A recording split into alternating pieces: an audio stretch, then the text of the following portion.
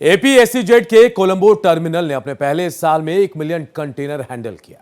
श्रीलंका में कोलंबो पोर्ट पर पहले साल में तेजी से ramp up Adani ports and special Economic Zone limited की बढ़ती ग्लोबल मौजूदगी को दिखाता है, जो ग्लोबल ट्रेड फ्लो में इंडियन ओशन रीजन की बढ़ती अहमियत और ब्लू इकोनॉमी में इसकी उभरती भूमिका दोनों को दर्शाता है।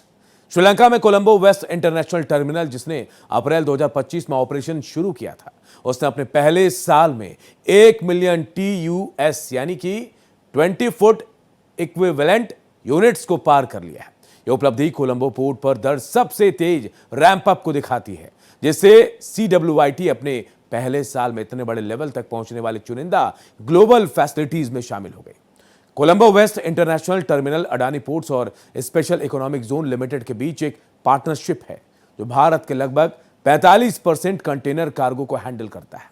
इसके अलावा जॉन कील्स होल्डिंग्स PLC, जो श्रीलंका के सबसे जाने माने ग्रुप्स में से एक है, और श्रीलंका पोर्ट्स अथॉरिटी भी इसमें शामिल है। लगभग $800 मिलियन के इन्वेस्टमेंट के साथ ये हाल के सालों में श्रीलंका में सबसे बड़े पोर्ट इंफ्रास्ट्रक्चर कमिटमेंट्स में एक है। ये माइलस्टोन ऐसे समय में आया जब कोलंबो एशिया, मिडिल ईस्ट और यूरोप में कार्गो फ्लो को जोड़ने वाले एक अहम ट्रांसशिपमेंट हब के तौर पर अपनी भूमिका को मजबूत कर रहा है। दुनिया के बड़े ईस्ट वेस्ट शिपिंग रूट के पास होने की वजह से यह लंबे समय से मेन लाइन जहाजों और फीडर नेटवर्क के लिए एक पसंदीदा स्टॉप रहा। ग्लोबल पोर्ट ऑपरेशंस में स्पीड एक अलग पहचान बनाती है।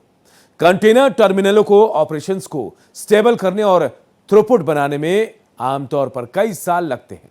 CWIT का परफॉर्मेंस शिपिंग लाइनों के साथ शुरुआती मजबूत तालमेल, कुशल बर्थ प्रोडक्टिविटी और एक स्थापित ट्रांसशिप पेमेंट इकोसिस्टम के अंदर काम करने के फायदे को दिखाता है।